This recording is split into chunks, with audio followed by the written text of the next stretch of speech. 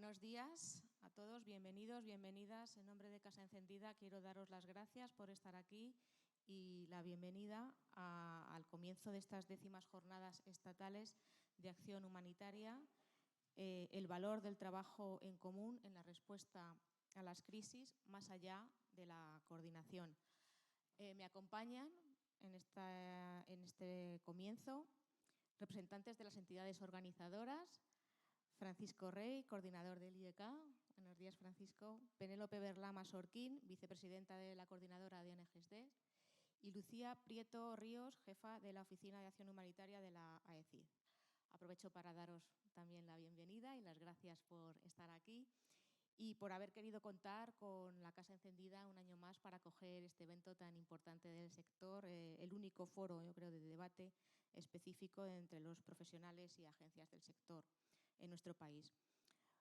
Como se ha transmitido en la convocatoria, los contenidos sobre los que trabajar en esta ocasión giran en torno a la enorme complejidad de las crisis humanitarias que estamos viviendo y con ello la necesidad de planificar y ejecutar una ayuda coordinada, coherente y sin duda que incluya a otros actores quizá no habituales en la cooperación, pero sí indispensables para que la ayuda sea eficaz y eficiente. Bueno, creo que precisamente ahora tenemos en nuestro país un recientísimo ejemplo de esta necesidad de coordinación de la ayuda ante el reto de un desastre que ha superado cualquier expectativa que podamos tener. Bueno, pues dicho esto, además de anfitriones, sabéis que somos también oyentes y que estaremos aquí súper pendientes y muy interesados desde la Fundación en seguir estas jornadas. Y como colaboradores habituales de las instituciones que estáis aquí representadas, ya sabéis que en esta casa queremos seguir siendo un espacio abierto a vuestras propuestas, debates, y que hemos sido testigos y cómplices también de vuestro interés en adecuaros a los tiempos, analizar, mejorar y plantearos de manera eficaz los retos más relevantes a los que se enfrenta la acción humanitaria española. Gracias también quiero dar a todas las personas que van a participar en las mesas redondas de estos días, al público, por supuesto, por seguirnos, y espero que las jornadas, bueno, espero no, estoy segura de que las jornadas van a ser muy fructíferas y eso sí, espero que os sintáis acogidos y a gusto en la casa. Pues ya, para ser lo más breve posible, le cedo la palabra a Francisco. Hola, buenos días. Muchas gracias, Isabel, y siempre es un placer estar en este salón que nos dejáis con mucha frecuencia para diversas actividades. Gracias a las otras dos entidades convocantes, evidentemente a la Oficina de Acción Humanitaria y a la coordinadora, con la que siempre organizamos este tipo de eventos. Y simplemente presentar pues un poco el objetivo de estas jornadas y cómo se enmarcan dentro de un proceso que ya comenzó hace 20 años. Lo de 20 años no es nada, dice el tango, pero ya se nota, no os quepa duda que se nota. Y comenzamos en Córdoba en el 2004, en un tiempo que era muy complejo para los temas humanitarios, para los más jóvenes del lugar. Os recuerdo que eran en los años de la invasión de Irak, de la manipulación de los temas humanitarios por parte de muchas agencias, y en las jornadas en esa época trataron de discutir sobre esos temas. Es evidente que la acción humanitaria se ha evolucionado mucho en estas 2 décadas, para bien, pero también ha aumentado su complejidad y sus retos, y es importante que cada 2 años tengamos este espacio para discutir. Es evidente que hoy los temas humanitarios tienen un perfil algo distinto a los que tenían en el 2004, pero también es claro que plantean muchos retos a los que el sector tiene que responder y no siempre logramos responder con suficiente anticipación. Y algunas de esas cosas vamos a ver en las jornadas que comenzamos hoy. Las hemos hecho girar sobre los temas que tienen que ver con la colaboración, más allá de la coordinación. Le hemos puesto en ese nombre precisamente para dar a entender. Hay una frase que siempre decíamos en IEK desde que lo creamos: nadie tiene el monopolio de la solidaridad, nadie tiene el monopolio del bien o de los temas humanitarios, y estamos condenados a entendernos con otros actores. Pero muchas veces no es fácil porque hay intereses encontrados en muchas ocasiones, pero creo que crisis como lo que nos recordaba Isabel, también en nuestro país, ponen de manifiesto la importancia de este entendimiento común.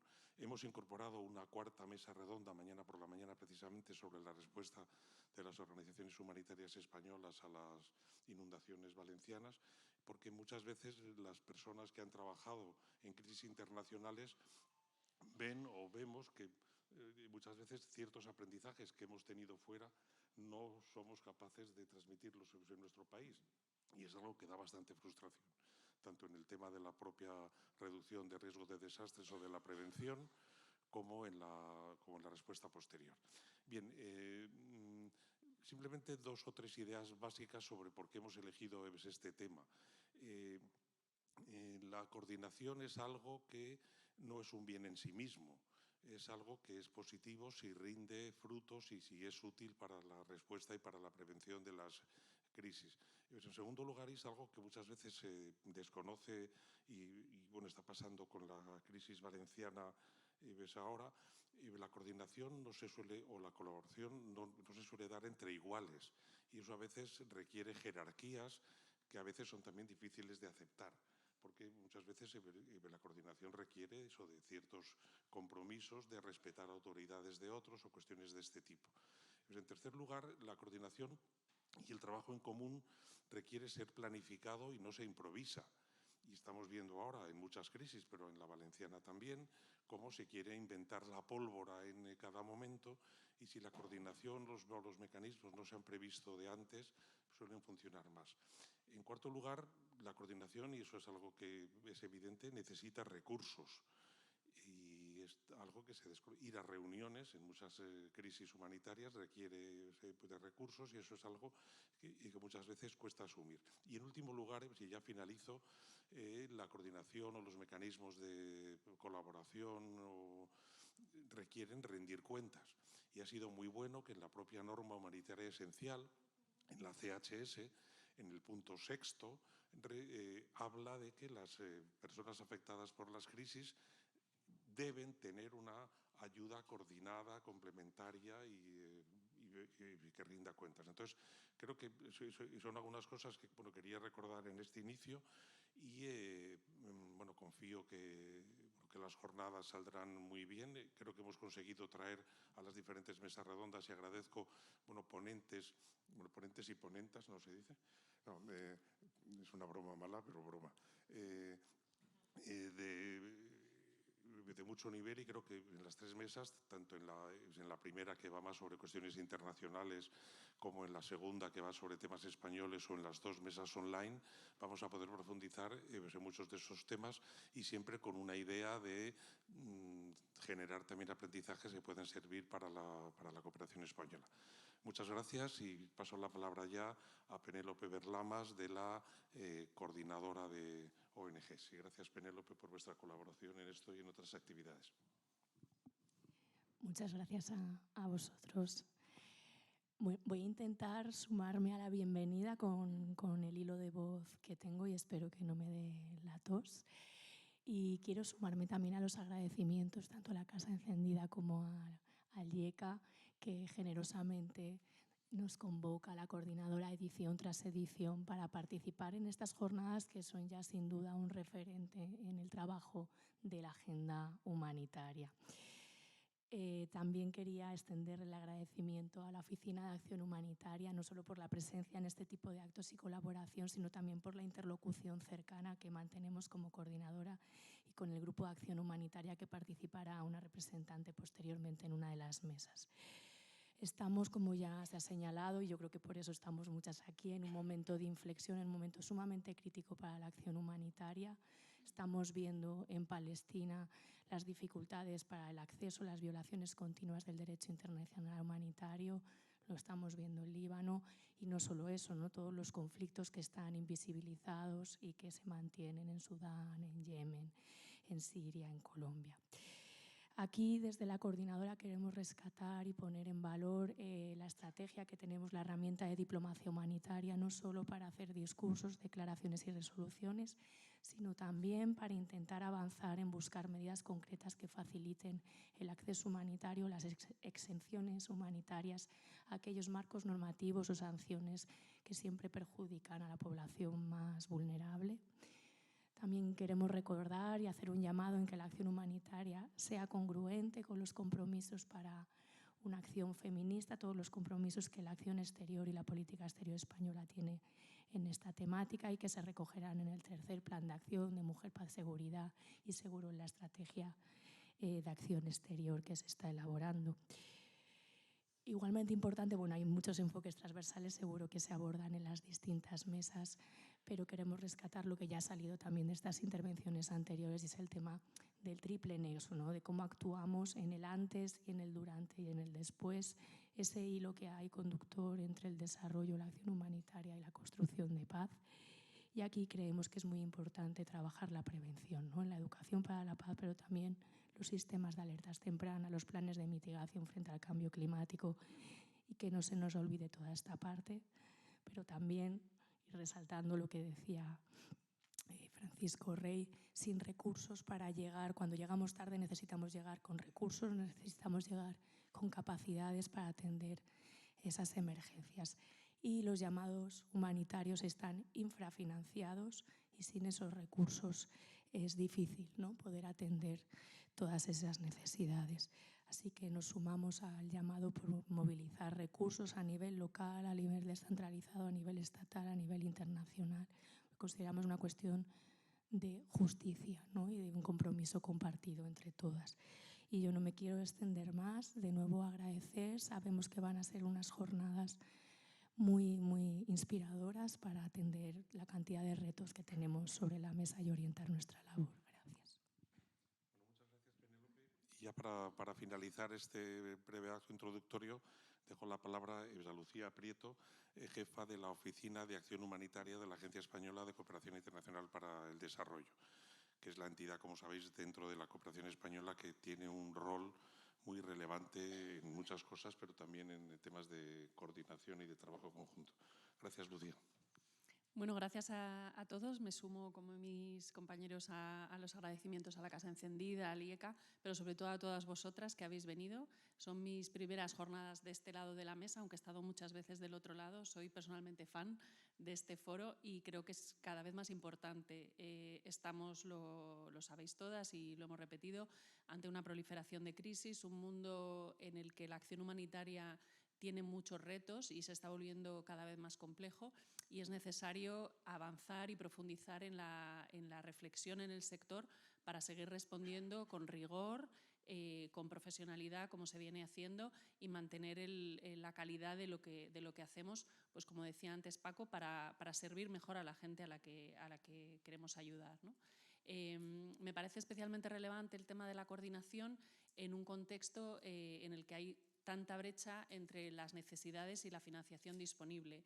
Creo que la coordinación, el no duplicar esfuerzos, el mejorar, como decía antes, cada vez más la calidad de lo que hacemos y, sobre todo, anticipar la respuesta, porque previene, obviamente, lo primero de todo y más importante, el sufrimiento, los daños, pero también permite ahorrar en la respuesta. Y yo creo que es una obligación que tenemos de avanzar cada vez más en esto. Luego tendremos oportunidad de profundizar en las diferentes mesas y tengo muchas ganas de escuchar a los diferentes ponentes. Desde la Agencia Española de Cooperación y desde la Oficina de Acción Humanitaria participamos en un montón de foros de coordinación, tanto con la coordinadora en España como a nivel internacional, donde todas las voces que recibimos nos sirven también y todo el input que recibimos nos sirve también para volcarlo en los otros foros en los que estamos. Entonces, de nuevo, estas jornadas son muy importantes para recibir vuestros insumos, para recibir vuestras preocupaciones y para avanzar en una reflexión conjunta. Lo dejaría aquí y pues con muchas ganas de escuchar los debates en las diferentes mesas. Bueno, pues muchas gracias y sin ninguna parada damos paso ya a la primera mesa redonda y pido a los ponentes que ya suban y nada, que las jornadas sean un éxito y muchas gracias a todos y todas por vuestra presencia. Adiós. Muy bien. Empezamos esta primera mesa titulada Estado actual y límites de la coordinación humanitaria, el valor añadido del trabajo en común. Nuevamente agradecer a la Casa Encendida, a ESI, la UH, a la coordinadora y a todos y todas vosotras por estar en este encuentro. Es cada 2 años y eso es un foro muy muy importante, pensamos, para reflexionar todos y todas, compartir experiencias y abordar algunos retos de importancia, ¿no? En estas jornadas abordamos el tema de la coordinación, que es algo complejo, pero bueno, muy naturalmente entendemos en el trabajo humanitario que es algo fundamental, ¿no?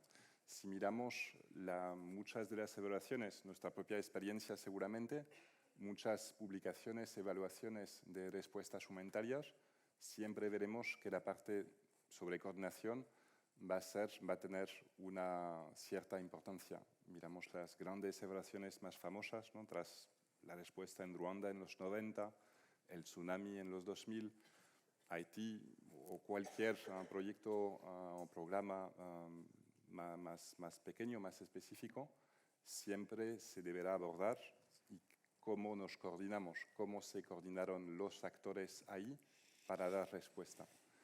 Esto tiene que ver fundamentalmente, si lo resumimos con esas frases que planteaba Paco, ¿no? De nadie tiene el monopolio de la solidaridad. Por añadir una frase más, nadie tiene la solución a nada solo en situaciones como son a las cuales nos dedicamos, ¿no? Desastres, conflictos armados, ambas cosas a veces, crisis en general. Trabajamos como personas humanas, con personas humanas, para personas humanas, en situaciones de crisis. Todo se vuelve muy complejo y ahí nadie tiene la solución a nada. Tenemos que trabajar sí o sí conjuntamente y coordinarnos, ¿no? Una complejidad, y hay muchas que planteaba Paco, es que dentro de esto tiene que haber cierta jerarquía. Lo vemos en Valencia, pero lo podemos ver en cualquier situación. Se tienen que entender distintos mandatos, distintas responsabilidades, distintas capacidades, y esto ya es una gran parte de esta complejidad, ¿no? En esto, asociado a esto, hay un gran desafío de muchas veces no hablar el mismo idioma.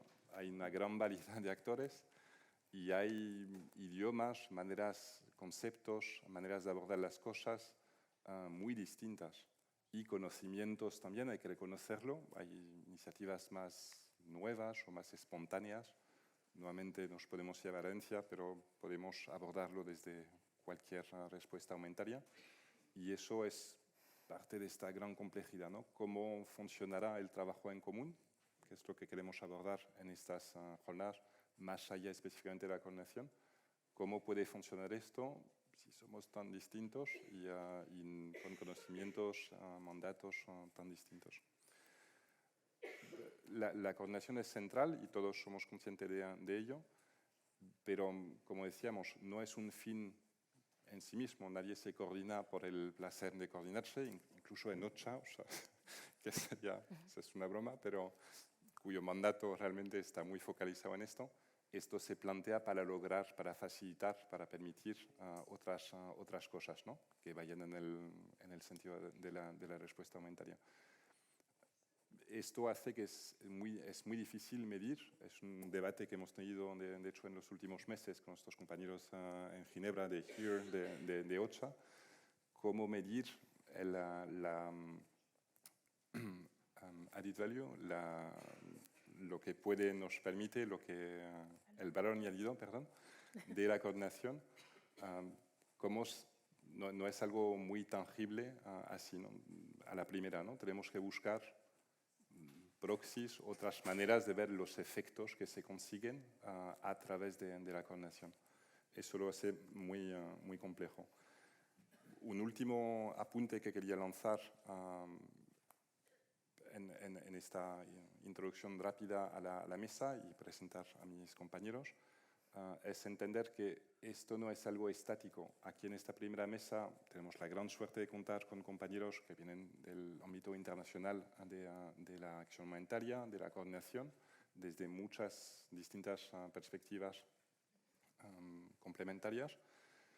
Y existe un sistema, existe ahí un bosque de siglas que algunas las conoceremos y muchas otras pues serán más nuevas. Hay muchos mecanismos que ya existen, pero esto no es algo estático.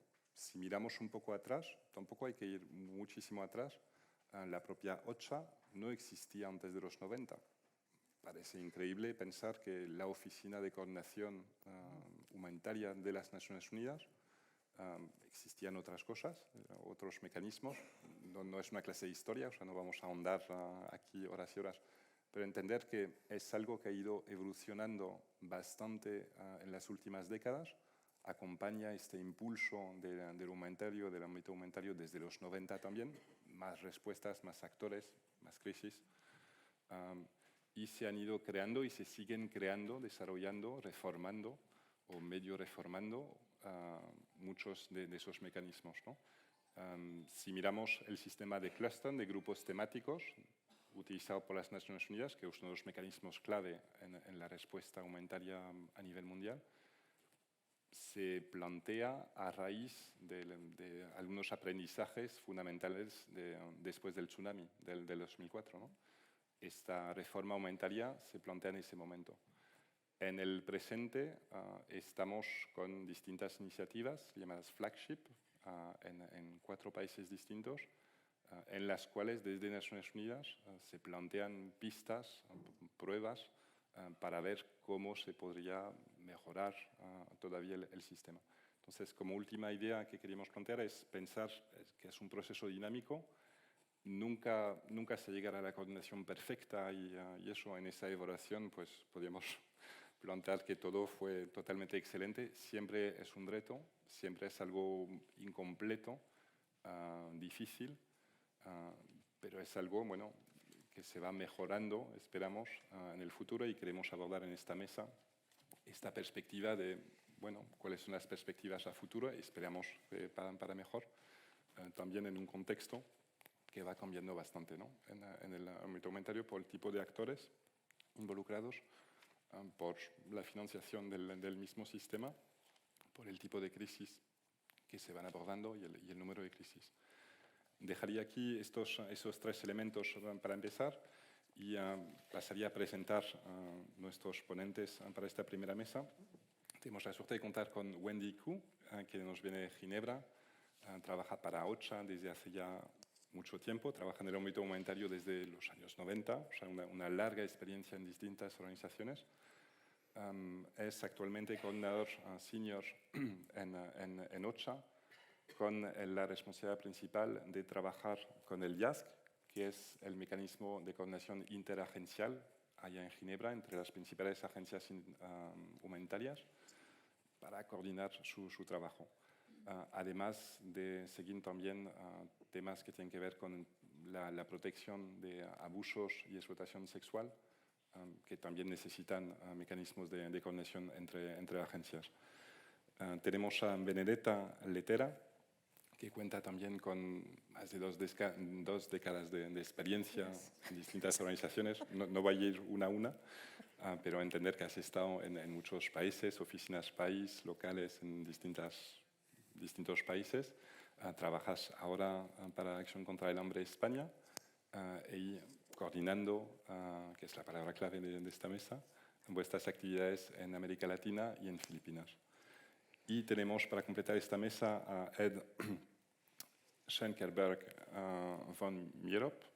Tomo mi tiempo para pronunciar lo mejor que pueda.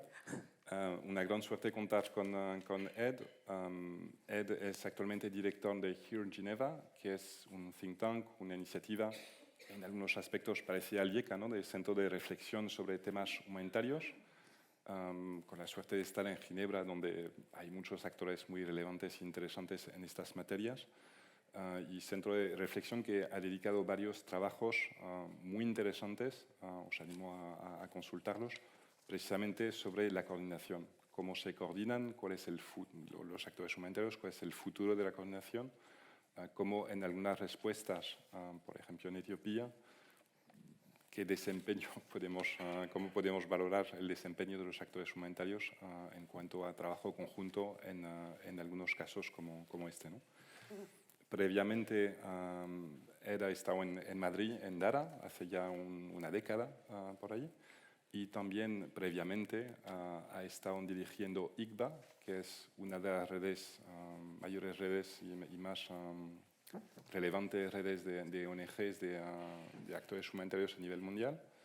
y también previamente con MSF, que es otro actor, Médicos Sin Fronteras, bastante relevante en el sistema y seguramente con perspectivas interesantes sobre lo que es la coordinación. Dicho esto, os plantearía una primera pregunta para iniciar esta mesa, que es sobre el estado actual, ¿no?, de esta coordinación.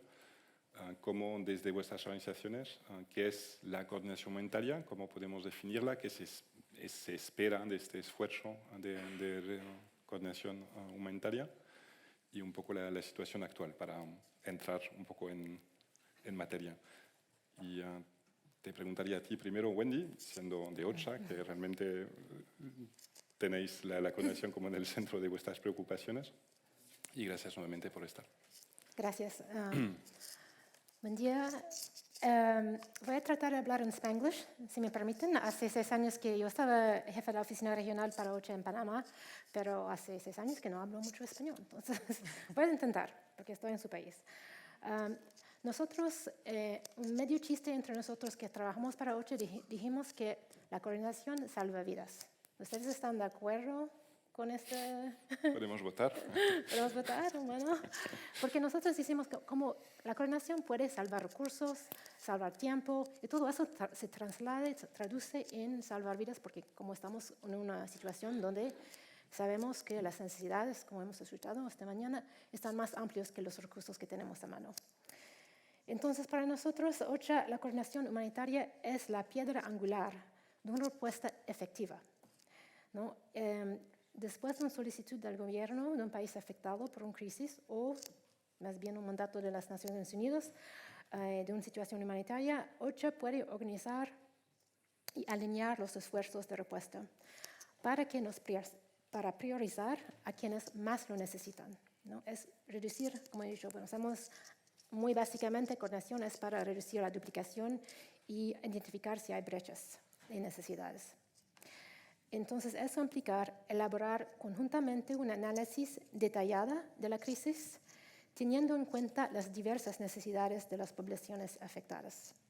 Fomentar un entendimiento común entre los actores humanitarios para poder desarrollar planes y respuesta coherente.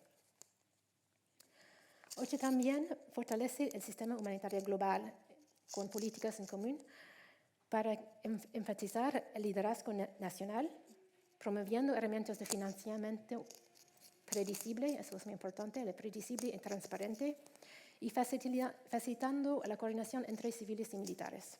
Por ejemplo, en lo que está pasando ahora en el medio ambiente, estamos diciendo dónde está el movimiento de los humanitarios para evitar que ellos caigan las bombas. Pienso que tengo un problema aquí, ¿no? ¿Está cayendo o no?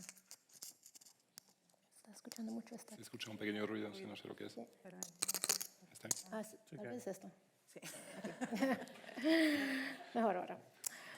Más allá de la respuesta, OCHA trabaja con los gobiernos y socios para mejorar la preparación mediante la planificación de contingencias, el mapeo de riesgo y los sistemas de alerta temprana, además de actuar como secretaria de mecanismos interinstitucionales como el YASC o el Comité Permanente Interagencial. ¿Ustedes conocen más o menos lo que es el YASC? Sí, no, está bien. Bueno, voy a hablar más de esto más luego si necesitamos.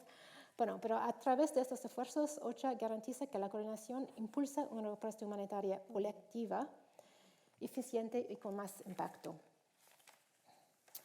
Como ha dicho Camille, bueno, hemos visto cuando había el genocidio en Ruanda que después había un desplazamiento enorme hacia el este de Congo, y ahí hemos visto cuando no había coordinación, la gente tenía que vivir donde no había bastante agua sana, no había separación entre los militares, o sea, los genocidarios y la población afectada.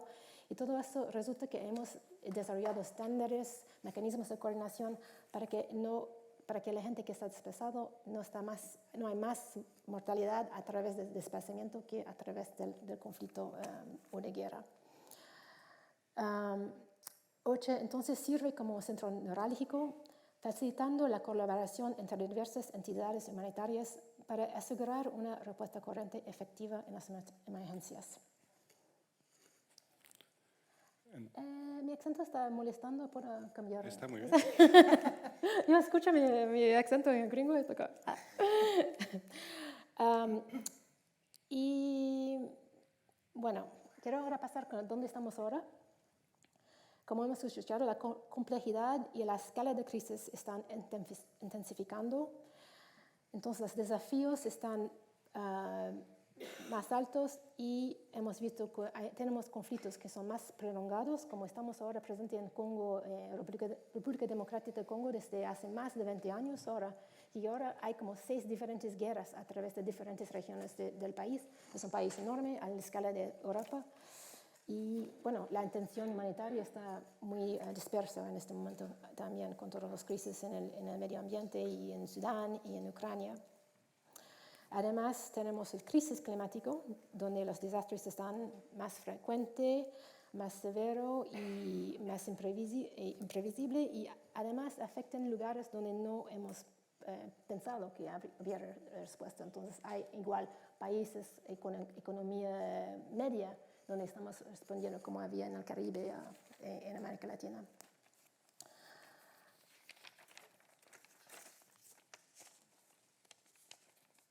Y yo diré que como siempre, las crisis humanitarias han sido afectadas por razones geopolíticas. Hay interés político de ayudar o no ayudar en ciertos países. Tengo la impresión que está más...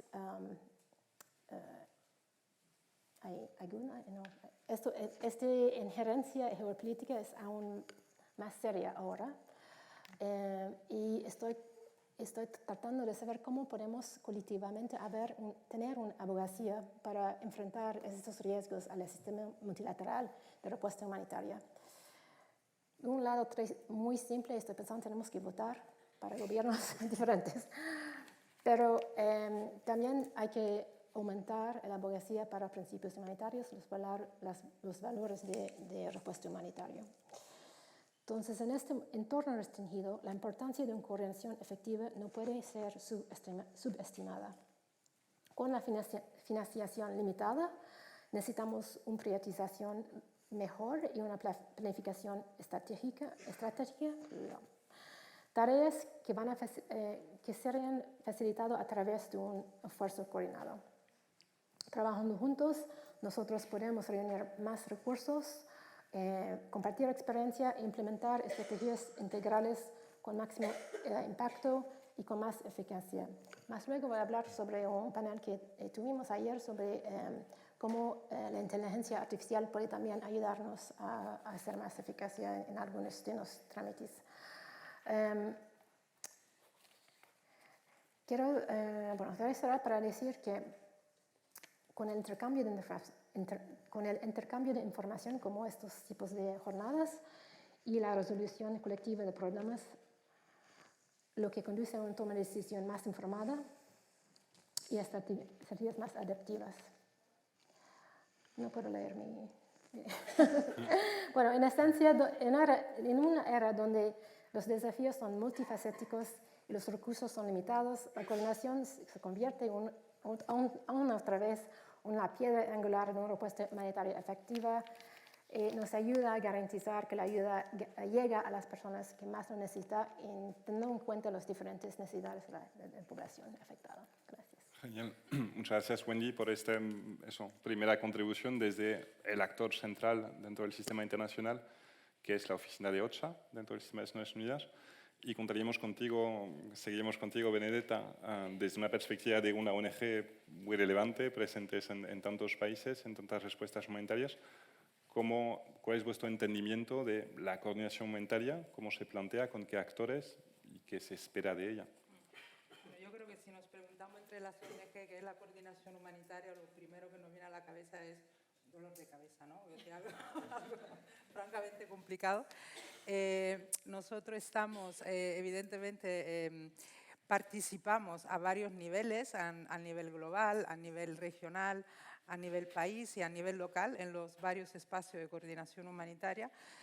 Y, claro, nosotros trabajamos en el tema del hambre, en las causas y las consecuencias del hambre. Entonces, Claro, para nosotros la coordinación y la implicación de varios actores es, en primer lugar, una necesidad programática. Así como muchos de los otros sectores, no se puede pensar en una lucha contra el hambre sin la implicación de diversos actores y de diversos niveles, desde el nivel político, desde el nivel técnico de quien establece los protocolos, hasta el nivel del hogar, ¿no? de qué se compra para poner en la nevera y dar de comer a la familia. No me voy a aventurar en la definición de coordinación humanitaria porque ya aquí tenemos grandes expertos, pero sí creo que es importante mencionar cuáles son las expectativas. Nosotros trabajamos, yo no sé en cuántos espacios de coordinación humanitaria participamos, es un reto hasta contar todos los espacios donde estamos, desde el nivel local, los clústeres, los subclústeres, los grupos de trabajo, etcétera, los estamos contando. Entonces, tarde o temprano sabremos cuántos son. Pero, ¿qué expectativa tenemos, no? ¿Por qué hacemos esa inversión tan grande de recursos, de personas que participan, ¿no? en tantos espacios? La primera expectativa para nosotros es contribuir a la construcción de soluciones técnicas. Y eso creo que lo hacemos un poco todos, ¿no? Desde la experiencia, desde la investigación, desde lo que aprendemos en el terreno, cómo podemos contribuir a soluciones técnicas más eficaces en los países donde estamos o también a nivel global. Después, todos hoy, hasta ahora, hemos mencionado el tema de la prevención y de la planificación. Para nosotros es muy, muy importante contribuir con elementos de análisis y anticipación. Después hablaremos un poco más del tema, pero nosotros estamos sentados sobre una enorme riqueza que no aprovechamos, que son los datos que producimos. Entonces, esos datos, ese conocimiento que todos los actores que trabajamos en la acción humanitaria tenemos, deberían ser mejor utilizados para contribuir a ese objetivo, a veces utópico, de poder anticipar, de poder leer lo que está pasando para poder planificar y priorizar y para poder anticipar. Después, por supuesto, la participación, es decir, ¿qué esperamos de los espacios humanitarios? Es la capacidad de atender las crisis. No es ninguna novedad que todos los años las necesidades humanitarias son mayores que los recursos disponibles. Ahora, que todos los años decimos que los fondos humanitarios son menos, ¿vale? Sí, efectivamente, ha habido una bajada, ha habido un pico en 2022 y después ya una bajada en el 23 y el 24 un poquito más. Pero digamos, históricamente, que siempre es así que tenemos más necesidades que recursos disponibles. Entonces, la capacidad de identificar necesidades urgentes y de poder responder, yo creo que es uno de los elementos fundamentales, uno de los resultados más importantes que deberíamos esperar del sistema de coordinación humanitaria. Y eso implica también, evidentemente, la complementariedad, que bonita palabra, pero cuesta bastante, todos lo sabemos, la identificación y cobertura de gap, que también está vinculado a cómo gestionamos y a cómo compartimos información. Y después hay otro tema que es la implicación de diferentes actores. No solamente, y eso, según cada espacio de coordinación humanitaria, es importante que no solo seamos un poco autorreferenciales en el sector, sino también que tengamos la capacidad de coordinar con el sector privado, con la academia, con los decisores políticos. Entonces, la capacidad de sumar actores en el análisis y en la coordinación y en la respuesta es otra expectativa que nosotros como ONG tenemos de cara al sistema. Y yo creo que aquí me quedo por ahora. Muchas gracias, Benedetta. Y completaremos esta primera ronda con esta misma pregunta, Ed, desde una perspectiva, desde los recientes estudios que habéis hecho y tu perspectiva también desde distintas organizaciones, sobre cómo definir esta coordinación humanitaria y qué esperar de ella como contribución. Thanks a lot, Camille, for the very kind introduction in the beginning. Thanks, IECA, ACID, for inviting me. Apologies, I'm speaking in English, as you hear. Even with my couple of years in Madrid, my Spanish is non-existent, I apologize. But I promised the interpreter that I will speak slowly, so I hope you will all be able to follow me. A couple of reactions also on what Wendy and Benedetta said in relation to your question, Camille. Wendy already made the point that, and this is particularly where we see coordination starts, sort of the basic, if you like, the baseline. As we evaluate or review a lot of the actions of UN organizations, Red Cross, Red Crescent, NGOs, and so on in the humanitarian sphere. And as evaluator, I'm often asked, please tell us what we do well. Sure, I can tell you what you can do well, but sorry, this is not kindergarten. I want particularly to know, as evaluator, what is not going well. So coordination, in fact, should start with identifying the gaps. Who are the people that do not get any assistance and protection from the international community who need it? That is for me where sort of, where everything starts. Ask yourself as a humanitarian, who are the people, who are these people? Sure, a number of those groups will particularly in what have been labeled nowadays as hard to reach areas. So particularly the contested areas in war zones. You all know the situations, whether it's in Syria, Sudan, Yemen, Gaza. I'm sure you're all aware of that. But there are also populations actually nearby, in urban settings, migrants,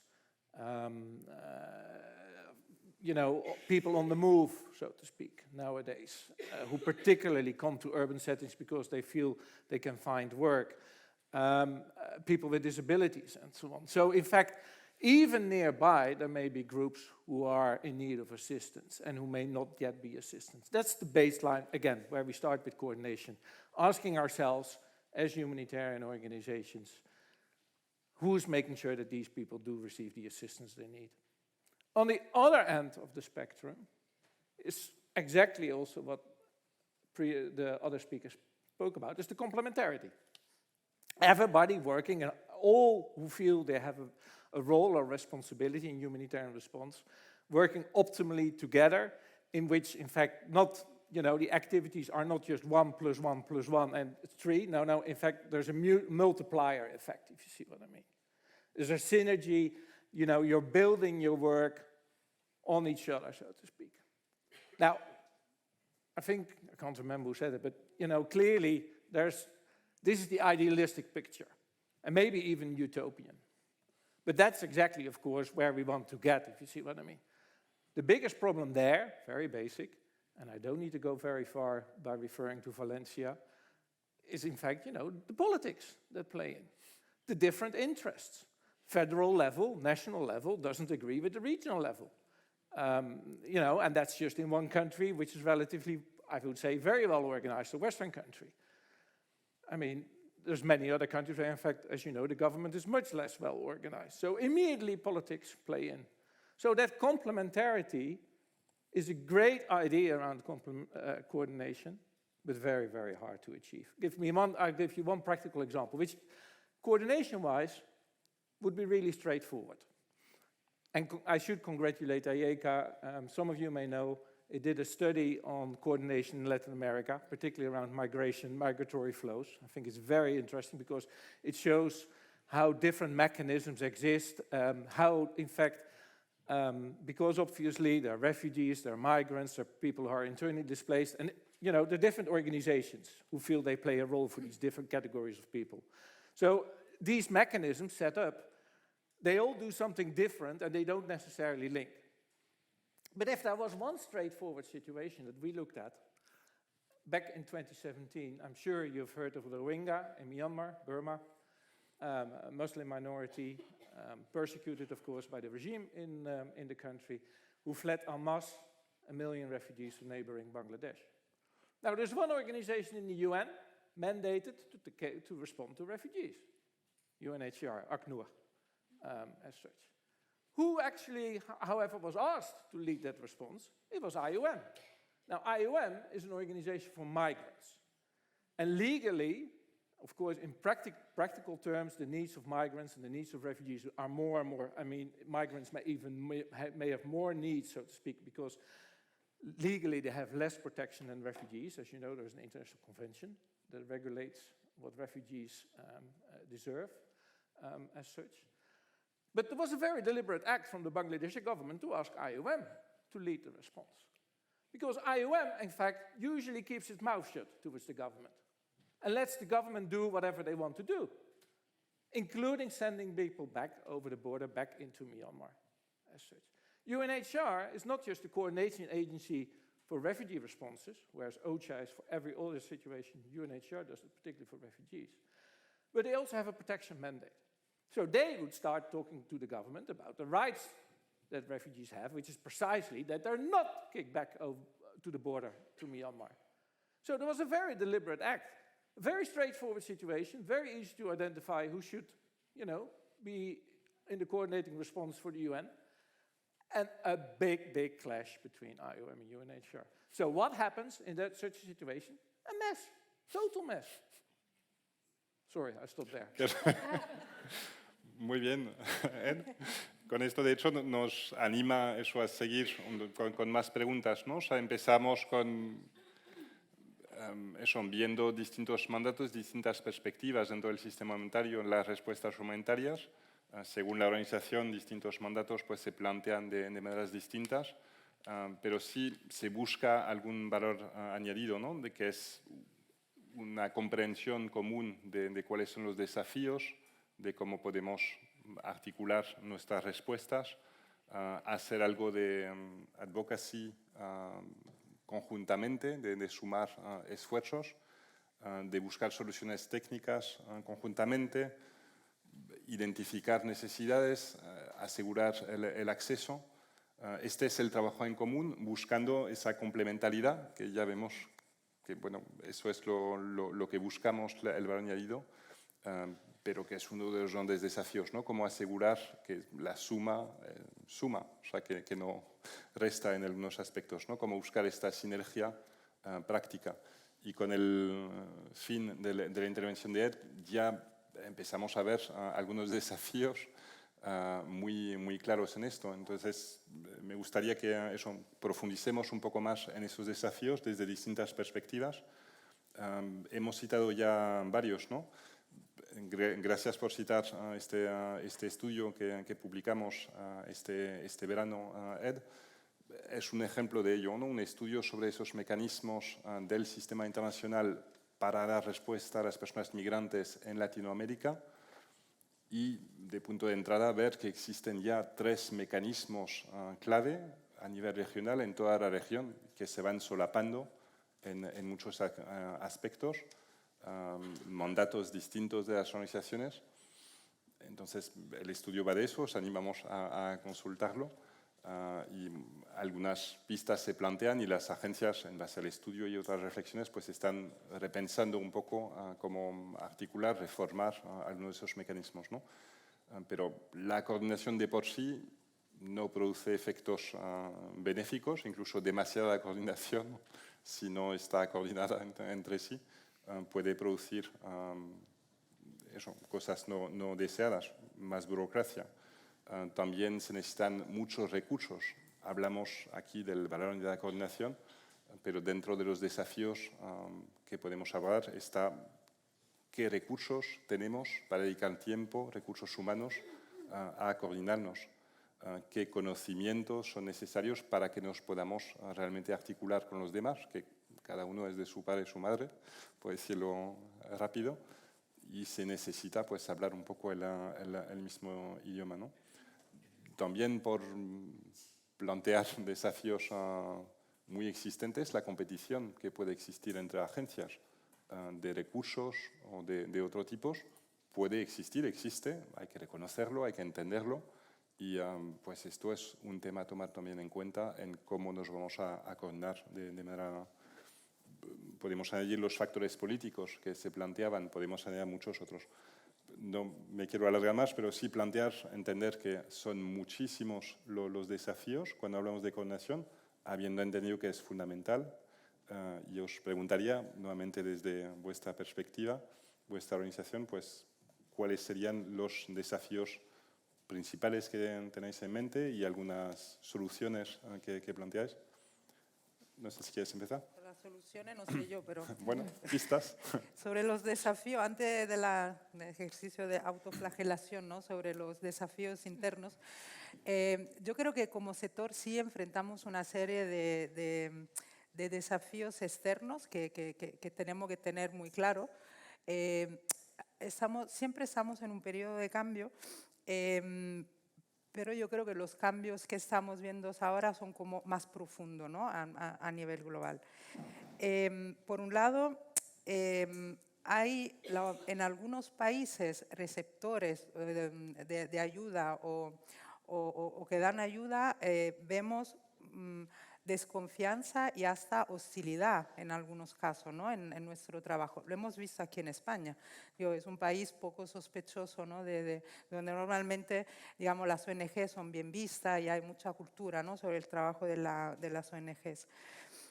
Hay una pérdida de confianza y de financiación a los organismos internacionales, que es muy preocupante, ¿no? Porque al final el sistema de Naciones Unidas, después podemos criticar o ver las cosas que se pueden mejorar, pero la presencia del sistema en los países es fundamental para que todos podamos trabajar. Y después también hay como un desafío cultural a algunas cosas que dábamos por sentado, ¿no? Algunos valores, algunos marcos políticos que nos habíamos dado, ¿no? Como que dábamos por sentado el derecho humanitario internacional hasta los derechos humanos. Después, en muchos lugares del mundo estamos viendo cambios políticos que van en una dirección muy, ¿no? muy hacia adentro y muy hacia el foco adentro del país, ¿no? Y no fuera, ¿no? Lo que pasa en el resto del mundo. Y eso evidentemente puede estar vinculado, ¿no? a una menor inversión de los países donantes en lo que es la acción humanitaria. Y después tenemos un enorme desafío de acceso. En muchos países hay una legislación, hay legislaciones, ¿no? Las leyes de agentes extranjeros, o sea, hay leyes que nos ponen como sector en el marco de la lucha antiterrorista, imaginémonos. Entonces tenemos, digamos, problemas legales y administrativos. Trabajamos en contextos que son siempre más complejos y volátiles y enfrentamos enorme desafío también del punto de vista de la seguridad. Y en muchos países nos están echando. Quiero decir, no hace falta hacer la lista, pero todos sabemos que hay en algunos países donde de hoy a mañana algunos de nuestros colegas, otras organizaciones, nosotros mismos nos tenemos que ir. Entonces, ese es un poco el panorama externo que es desafiante, ¿no? Entonces, en ese contexto, después vamos a nuestras propias debilidades, ¿no? como sistema. Efectivamente, somos un sistema complejo, no sé si a veces muy fragmentado y en competición, ¿no? Que si tenemos que conjugar lo que es la complementariedad con la competición. Y ahí yo creo que es el punto probablemente el mayor desafío, ¿no? que enfrentamos, que es cómo priorizar. Es decir, cómo poner sobre la mesa y cómo decidir cuando hay necesidades igual de importantes sobre las cuales hay que tomar una decisión de priorización. Y eso yo creo que nos pone adelante de otro desafío, ¿no? Ahora, evidentemente todos estamos de acuerdo que el punto de vista local, la participación de diferentes actores locales de varios tipos, tiene que entrar en todo el proceso de toma de decisión. Pero yo creo que es muy importante aclarar nuestras expectativas, gestionar las expectativas y gestionar, ¿no? la manera en cómo vamos a abordar demandas y necesidades que compiten entre sí y sobre las cuales en cierto momento hay que decidir, ¿no? a cualquier nivel de la cadena. Y después, como decía antes, yo creo que hay un desafío importante en la gestión de la información. Francamente, todos nosotros producimos información con dinero público. Esa información no nos debería pertenecer. Somos muy celosos de la información que producimos y es una pena, porque en realidad cualquier información que produzcamos, si la ponemos en común, va a ahorrar muchísimo dinero, porque ya el dinero no los hemos gastado en sacar la información, y debería ayudarnos en ese complicado proceso de análisis y priorización. Nosotros sí estamos haciendo un esfuerzo en ese sentido, de crear plataformas abiertas sin nuestro logo, ¿vale? Porque tampoco ese es el tema, para que se pueda compartir información. Y eso empieza con recopilar la información con cierta homogeneidad, que es justamente el trabajo de los clústeres, ¿no? Lo de dar indicaciones sobre técnicamente cómo deberíamos hacer y cómo deberíamos analizar la situación. Y se mencionaba el ejemplo, ¿no? Y después hay un tema, perdón, sobre la agilidad, que yo creo que es fundamental también. Hemos dicho que trabajamos en entornos volátiles y el sistema tiene que ser ágil. Y francamente, bueno, nos falta, ¿vale? Para que seamos ágiles. Posiblemente nosotras, las ONG, porque tenemos sistema de toma de decisión más rápido, podemos contar con más agilidad, pero no podemos decir que el sistema es ágil. A veces cuesta meses, aun en situación de conflicto, para que se empiece a tener un mínimo de coordinación hasta para la seguridad, ¿vale? Entonces, hay que entender que cada tipo de actor que interviene en la coordinación humanitaria tiene su propia complejidad interna, ¿no? en el sistema de toma de decisión, pero la agilidad es clave, es decir, el saber rápidamente adecuarnos a la situación es clave. Y ahí viene un poco lo que estabais mencionando, ¿no? Sobre lo que ha pasado en América Latina con la plataforma, ¿no? de coordinación para la respuesta a los movimientos migratorios desde Venezuela. Y para mí es un caso paradigmático. Hay un movimiento masivo de población, ¿vale? El mayor movimiento del siglo, con 7 millones de personas que en poco tiempo salen de su país. Y, perfecto, el sistema se organiza y se crea una plataforma para gestionar esta crisis. Y la verdad que se hace muy bien. Se empiezan a desarrollar, se instauran todos los sectores técnicos, se empieza a gestionar un montón de información, se crea espacio de coordinación.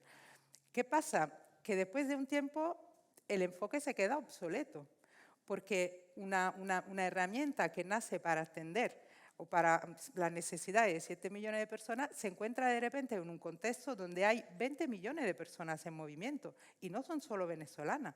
Es decir, en América Latina en este momento hay flujos migratorios desde África, desde Asia, desde un montón de países del sur, muchos países centroamericanos. Entonces, claro, lo que nace como una iniciativa muy buena, que es, vale, organicémonos y atendemos a esa crisis, se queda un poco congelada en la estructura inicial y ha costado y sigue costando un pelín, que cambiemos esa estructura para poder abordar lo que realmente está pasando. Y la verdad que yo creo que entre muchos hemos pedido, ¿no? que se tuviera una reflexión sobre cómo adecuar la plataforma regional, y el estudio, ¿no? La evaluación que ha hecho el IECA ha venido muy bien, ¿no? Como para poner sobre la mesa de manera externa, ¿no? todos los aspectos a mejorar, pero todavía no ha cambiado.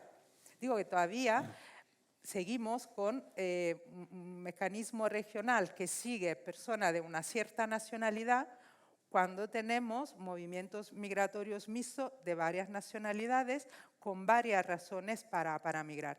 Y lo peor es que mientras existe esa estructura, hay otra, ¿no? Que es toda la estructura pues, liderada por OCHA, la Red LAC, etc. En algunos países como Colombia se ha llegado un poco al absurdo de tener 2 sistemas de coordinación humanitaria hasta a nivel local. Entonces ya, digamos, hay un esfuerzo para poder participar, para estar, para contribuir, cuando después ¿no? se se fragmenta todavía más el sistema de coordinación. Yo creo que para cerrar, hay que aprender, ¿no?, de esas experiencias que son muy positivas, y el desafío para mí es seguir un poco en ese camino, ¿no? El de poner en común, el de aprender, pero también el de empujarnos un poco a cambiar cuando hace falta cambiar. Por favor. No, porque tuvimos recién una discusión sobre esta coordinación de movilidad humana en América Latina, y pienso que también el desafío es que la interpretación del porqué, del análisis de este problema, es humanitario, es político, es migrantes económicos, son refugiados. O sea, esa definición depende mucho del país, del gobierno del país, de la política del país, y nuestra respuesta, lastimosamente, no es puramente humanitaria, ¿no? Y hay discusión sobre cuáles son las soluciones más a largo plazo, y necesita entonces un esfuerzo diplomático, un esfuerzo de abogacía en común. Por eso yo creo que para mí son 3 desafíos mayores. Hay muchos desafíos, pero los 3 mayores, uno es eso, es la arquitectura de asistencia entre desarrollo, entre humanitario, entre lo que muchos países de América Latina dicen que la migración es un problema económico o de seguridad interior, con la violencia del gangs y todo eso, ¿no? Pienso que nosotros podemos tratar de... Es difícil ser más ágil cuando, por ejemplo, tienes un compromiso con un fondo, un donante, y tienes que bueno, claro, cuando estás respondible a estos ciertos objetivos, y es difícil decir no, pero ahora hay inundaciones en el lado, en esta región al lado, y las mismas personas son desplazadas 2 veces, pero la definición del proyecto es en este lugar.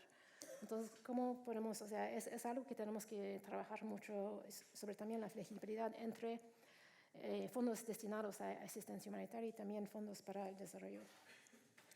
El segundo más grande desafío para mí es también, bueno, he hablado de inteligencia artificial, pero todo lo que viene con hay oportunidades, pero también hay mucha desinformación, y bueno, Ed había hablado de Myanmar. En la frontera de Myanmar con la China hay industria de crímenes, cibercrímenes, que son como 10 billones de dólares, o sea, más que todas nuestras necesidades humanitarias.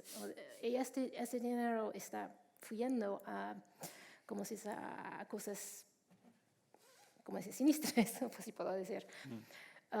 Y era interesante porque ayer tuvimos un briefing con gente que trabaja para utilizar inteligencia artificial para fines humanitarios, y algunos de ellos han dicho, bueno, nosotros teníamos miedo casi de utilizar inteligencia artificial, o sea, somos muy escépticos, es peligroso, pero vemos que si debemos enfrentar a gente que está utilizando inteligencia artificial para fines malos, necesitamos también transformar y convertir sobre el mismo terreno. Y nuestro nuevo subsecretario general está muy interesado a encontrar soluciones innovantes en este contorno donde los países donantes están diciendo más y más tenemos que ser eficaz. Quería mostrar una estructura de la coordinación que si usted visualiza, va a decir, es muy burocrática, hay muchos niveles. Al mismo tiempo, necesitamos tener un cierto nivel de transparencia y predictibilidad para que los pequeños actores saben dónde, no necesitan seguir cada reunión, cada nivel, pero saben que existe ya un grupo que está trabajando, por ejemplo, en un país sobre las visas, si hay un gobierno que está poniendo bloques para trámites para entrar al país o tener visas y todos esos.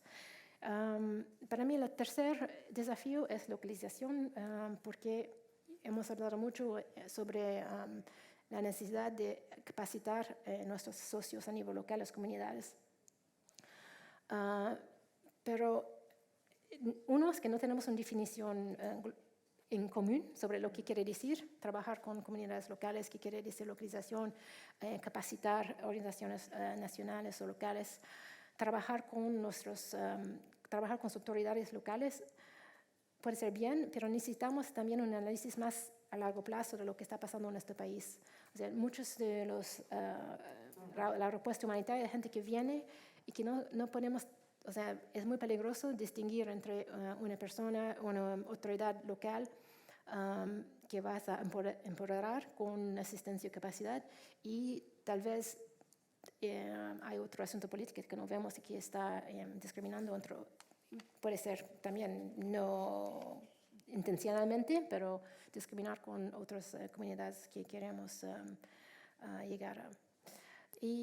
Pero lo que quería solamente terminar con este pensamiento, trabajar con las comunidades es algo que para nosotros dicen que la inteligencia es hacer estos enlaces comunitarios. Es difícil mesurar si la coordinación tiene un valor añadido, porque hay muchas cosas que no se pueden mesurar.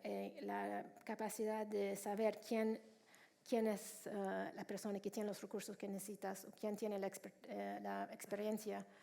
Y eso es porque estabas en un lugar de coordinación y encontraste a alguien que después conoces su número y tienes la confianza. Eso es algo también que es muy importante decir, que son los beneficios de coordinar en espacios de coordinación. Muchas gracias, Wendy. Y también gracias por ilustrar con este esquema, que bueno, nos resume un poco una parte de lo que queremos hablar aquí, ¿no? Creo que en un gráfico vemos que la coordinación puede ser la solución y el problema, o sea, la complejidad es tal, pero también porque intentamos dar respuesta a muchas situaciones distintas, muchos contextos distintos, necesidades. Entonces sería muy peligroso querer abordarlo de manera muy, muy simple o simplona, y hay necesidad, evidentemente, hasta dónde se solapan esos mecanismos. La iniciativa R4V, mañana en una de las sesiones en línea que tenemos un compañero de esta iniciativa que presentará más en detalle. Es ese ejemplo, ¿no?, de dar solución y muy eficaz y muy pertinente, pero frente a la escala y a la evolución del contexto, pues a lo mejor también plantea problemas, ¿no?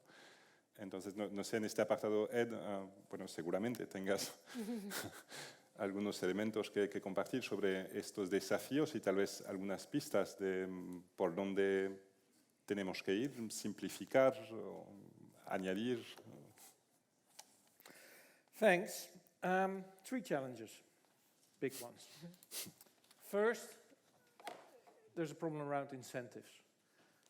The system, in the sense of the traditional UN humanitarian-led coordination system, exactly as it's explained to you here, is supply-driven. You get it's follow the money. You get rewarded for coming forward. Nobody, in fact, gets rewarded for saying, sorry, this is not for me. I mean, IOM, the example I gave you on Bangladesh, IOM should have said, sorry, these people are not migrants, they're refugees, it's UNHCR. Sorry, but IOM was also after the money, let's face it. I mean, I recently heard a story from Wendy's previous boss. You may know there's a transition in OCHA in terms of the leadership. The new person has just started. Martin Griffiths, who held the position until July, August, basically said, well, I was speaking to precisely in terms of, reforming or improving the coordination system. I was speaking to one of the heads of the agencies, convincing him that, in fact, this initiative we have taken to reform, referred to as the flagship initiative, we're trying now to set up a more bottom-up approach. What do people need? The head of the agency said, no, I mean, matters is what is in my warehouse. And this was an anecdote Martin told from his experience in that sense. It shows exactly how the system is working. You get the rewards, the incentives are perverse, basically. They lead to a perverse situation as such. So that's problem one. How to fix that, I think, has to be a discussion, really. Maybe there's some discussion now because, indeed, I mean, maybe the funding cuts that Bernadette was speaking about, to some degree, you could say there may be a blessing in disguise. It sounds very strange for me to say that. But maybe now there's sort of a rethink on how are we going to achieve that complementarity, so to speak. How are we going to achieve these incentives, if you see what I mean? Instead of coming forward when agencies say, sorry, this is not for me, we don't have the expertise, we don't have the mandate, it indeed means that the agency's funding will go down and such. So donors also need to think about what that means as such. Second challenge, there's an entire lack of an honest conversation in the main mechanisms, the Interagency Standing Committee, abbreviated JASC at the global level, and the humanitarian country teams at the country level as such. Again, I'm talking about what the traditional UN-led humanitarian system is. That situation, that clash between IOM and UNHCR never was discussed at the global level. Too sensitive. We don't want to be honest with each other. By the same token, we recently looked at the UN's, or the international global response to the situation in northern Ethiopia from November 2020 to 2022. Very intense. I mean, some people would say it was a genocide. In any case, well-documented crimes against humanity. Lowest estimates are around 600,000 people being killed, hardly in the international media. In the UN country team, there were people denying there was major sexual violence going on in the north against women and children. UNFPA, which has the mandate to lead the cluster for the response in terms of gender-based violence, they were basically playing it down, calling it anecdotal. Was there any action taken? No, none. This was just kept under the surface. UN basically didn't want to upset the government, the federal government, which of course was one of the parties to the conflict. And particularly the whole reason of the conflict was in fact Tigray had organized a referendum, wanted to go it alone, strive for independence if you like, or at least more autonomy and authority. So the government obviously reacted in terms of reprisals, and basically indeed launched very much a war against the Tigrayans as such. And of course, rape was used as a weapon of war in that context. But were those real discussions taking place in the country team? No. I agree with Bernadette. A lot of progress has been made on the sectoral technical front. Yes, there's a lot of bureaucracy in the system, processes taken over, but generally, and that certainly also shows from our research, the cluster system that exists, lots to say about it. It's certainly not perfect, far from it, but relatively operational. People know more or less what to do, if you see what I mean, the organization. The problem exactly exists much more at the strategic level. First, as I said, we don't discuss anymore. I mean, lots of the discussions that happened in that country team were about funding. Sorry, funding was not the problem in Ethiopia, it was access.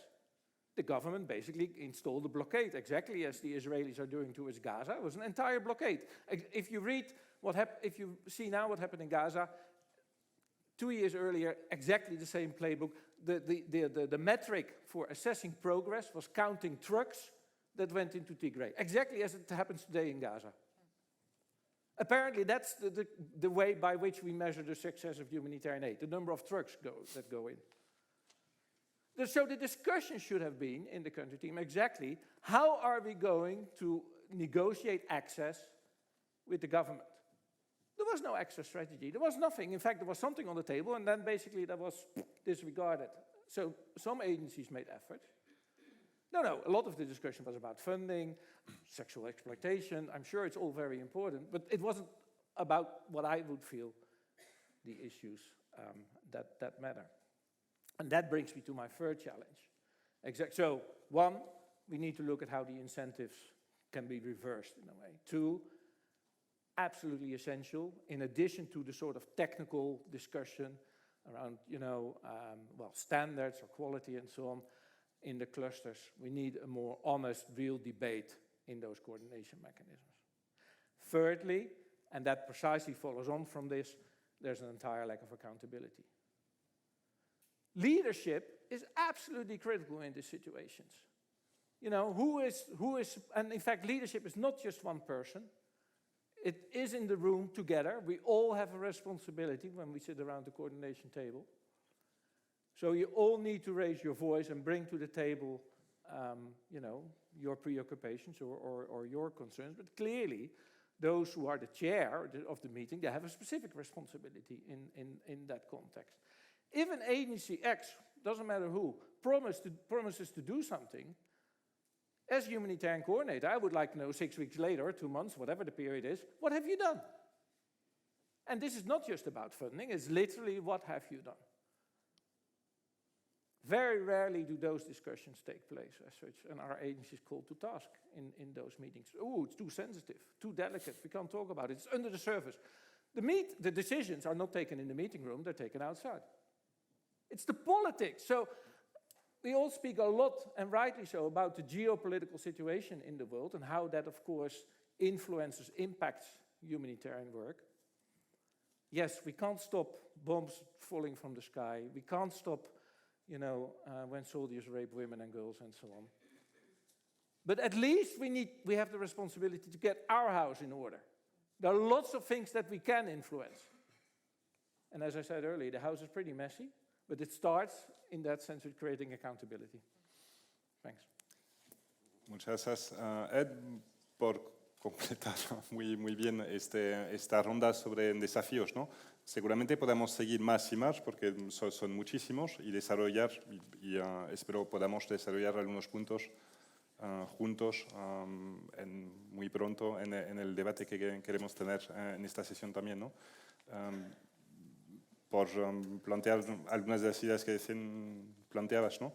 Coordinarnos con el sistema de incentivos que existe, en esta arquitectura humanitaria que existe, cómo funciona, es complejo por los incentivos que existen, ¿no? Y en algunos casos pues, hay competición y eso nos limita en poder coordinarnos, trabajar conjuntamente, seguramente. Hay mandatos distintos, a eso se suma la sensibilidad política, casos muy concretos que acabamos de decir. También entender, muy pragmáticamente, que conversación honesta, directa, se puede tener, garantizar esto, es muy difícil en estas situaciones por todos esos choques que existen. Solo por completar todo lo que hemos ido planteando y que podamos desarrollar un poco más. Pero un último punto antes de abrir el debate que os quería plantear era sobre el futuro. Como decíamos, esto es un sistema, es la primera diapositiva que habíamos compartido, que ha ido evolucionando. Esperamos mejorando, pero también a la vez las necesidades no han parado de crecer, la complejidad de las crisis, todo eso que ya sabemos, también ha ido incrementándose y eso nos plantea grandes preguntas, ¿no? ¿Cuál es el futuro de esta coordinación humanitaria con todos esos desafíos? Algunas pistas que vemos. Siempre es muy difícil ir de adivinos, no es el objetivo aquí, pero sí algunas ideas que podáis compartir sobre el futuro más inmediato a más largo plazo dentro del contexto de esta nueva reforma, flagship initiatives, por ejemplo, ¿no? Iniciativas que se plantean, o desde otras iniciativas que se van planteando. ¿Qué esperar en cuanto a ese trabajo de coordinación en el futuro? No sé quién se quiere tirar a la piscina primero. Ed? Sure. No, I didn't come here to Madrid only to, elaborate on the problems or the challenges we see. One particular, I think, opportunity, and it has already been applied or set in motion in a number of the countries we're speaking about, has been so-called area-based coordination. Not all of DR Congo is an armed conflict. Yes, there's multiple armed conflicts going on in the country, but there are also more stable areas. Afghanistan or other places, same thing. Sudan, certainly at the moment. So, be more context-specific is what I'm saying. It makes a lot of difference also if a situation, in terms of coordination, in terms of working with the government or the authorities, don't say that disasters are not political. I mean, again, look at Valencia. But certainly in a non-armed conflict situation, so to speak, the collaboration with the authorities, usually, of course, particularly when we talk about non-international armed conflict, so civil war, and where the government is party to the conflict, things are much more complicated, because then immediately they have the politics into the coordination system entirely. The data issue that Bernadette spoke about, the government already starts even contesting numbers or making up numbers as such. So, we need to be context specific, first of all, and also to be more tailor-made to a specific local context. So the cluster system that was set up in 2005, you don't need these 10 or 12, how many there are, clusters everywhere. Now, one problem is, in fact, again, the problem is that indeed money goes through these clusters. I think that was a fundamental mistake. Because indeed, the moment money is involved, the discussion sort of gets more difficult, or not that honest, at least, so to speak. But again, so because the problem is the UN agencies basically get paid for leading those clusters. So where you would try to say, let's coordinate some of the clusters, bring them together, don't have all the clusters, you can, a number of these technical areas, you can merge them, so to speak. That, of course, there is a complication there, is what I'm saying, again, related to the money. But at least there is an opportunity, I believe, to do more tailor-made area-based coordination. Second, and it's interesting, where at the moment particularly, so the world's biggest humanitarian crisis is what nowadays? It's Sudan. It's Sudan. 12 million people affected, basically. More than 20 million people basically being in very food insecure situation. And there are three responses, kind of. And this is the way, it's interesting how this has developed. So there's the UN-led response. Interesting how you can coordinate from Port Sudan, all of Sudan. Sorry, and you should be in Khartoum, but the UN cannot be in Khartoum as such, because Khartoum, for a large part, as you know, is controlled by the other party as such. So the UN all moved, and the whole system is sitting in Port Sudan. That's a problem. But so there's the international response. There's the response of international NGOs. Second, who try to work more independent, or at least a number of them. And then thirdly, there is these local groups, the emergency response rooms or mutual aid groups, local civil society. In the period after the regime overthrow, when President Bashir had to leave, there was sort of this 2-year period when, a lot of civil society actors, a form of democracy even starting in the country. But these groups are really activist, and now have set up what they call emergency response groups, local groups, mutual aid has sort of been a concept, very localized, local response. What is interesting to see is that, whereas actually our expectation looking at the situation is that these responses would sort of be in competition with each other, they seem to be more mutually reinforcing now each other. At least there seems to be de facto, I need to be careful on this, but because we have just started our research looking at the response. But they seem to be somewhat working in parallel, and at least they're not competing, and almost in a complementary fashion, if you see what I mean. But the challenge exactly, or the main way forward, is indeed when the international response system starts to support those locally led groups. Now, there you get into all sorts of problems, because then, questions around due diligence. How do these accounting systems of these local NGOs work, or these local civil society groups? Are they not terrorists? All the things we know and that Bernadette spoke about. So there is immediately problems for big institutional donors. That, no, we can't, difficult to support these local groups. And obviously the challenge is also to, how can you make sure that response is really scaled up to a level that corresponds to the massive need in Sudan. Sorry if I was too long, but I just wanted to get that on. Muchas gracias, Ed. Y algunas por alusiones. Solo quiero reaccionar porque hay que acordar por qué hemos creado los clusters, que es como un poco equivalente de los diferentes ministros que tienen un gobierno. La idea en esta época era que precisamente queremos más accountability, queremos un provider of last resort. Si identificamos un gap, una brecha, que hay alguien que sea responsable de cumplir con esta brecha. No, tal vez ahora hay que cambiarlo y todo y hacerlo más eficiente, pero también voy a caucionar que todos ustedes que han sido en una burocracia, cuando hay un change management, hay que tomar tiempo para entender lo que hemos cambiado y cómo vamos a funcionar con el nuevo sistema.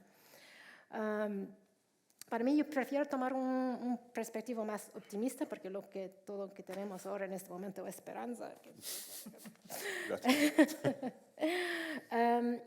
Pienso que con el futuro lo que necesitamos es que sabemos que los más grandes donantes de ayuda humanitaria son como 4 países o algo así. Hay que diversificar los donantes y el fuente de los fondos. Hay que encontrar socios que son diferentes que los socios tradicionales. Hemos hablado de Big Data, puede ser gaming community, no sé, pero hay soluciones que son más allá de los actores tradicionales. Hay que aumentar la transparencia. Hay mucha movilidad entre la comunidad humanitaria, hay nuevos actores y todo eso.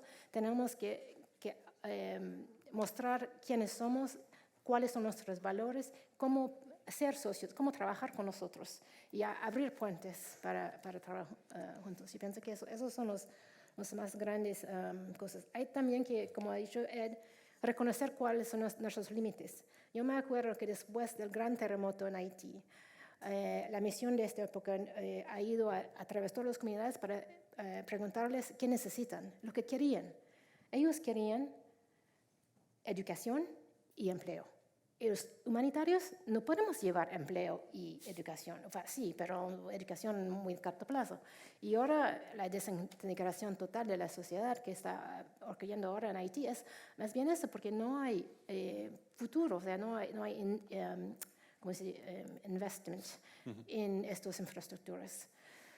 Otra oportunidad, por ejemplo, es muy recién, pero en Congo, el gobierno ha puesto que las compañías mineros tienen que, ¿cómo se dice?, gestionar la complejidad, o sea, hay que,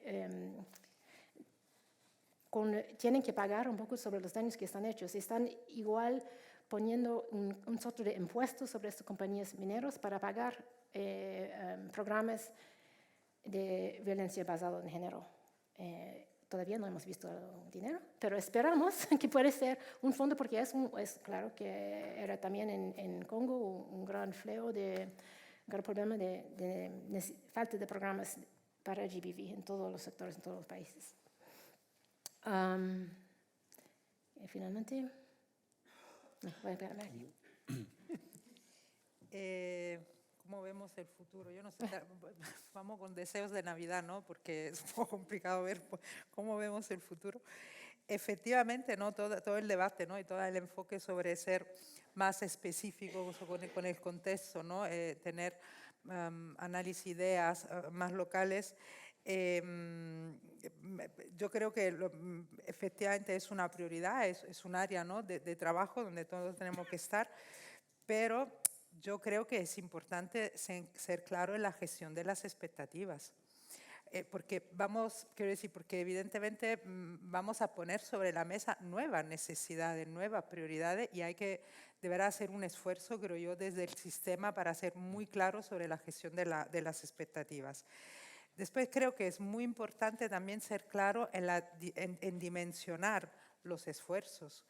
Y apoyar, no sé, los nuevos actores que se incorporan al sistema a abordar la participación desde la perspectiva del valor añadido, porque sabemos que la participación es un trabajo muy desgastante y nadie nos paga casi nunca para hacerlo. Y después creo que es importante en ese cambio mantener un enfoque puramente operativo. Y eso implica simplificar. La simplificación, ¿no? es un elemento clave que a veces dejamos un poco de lado, pero es muy importante si queremos asegurar un poco, ¿no? la participación de más actores de todo tipo al sistema. Yo creo que en el futuro, ahora, pero en el futuro también nos esperan algunos dilemas nuestro sector tiene bastante dilema.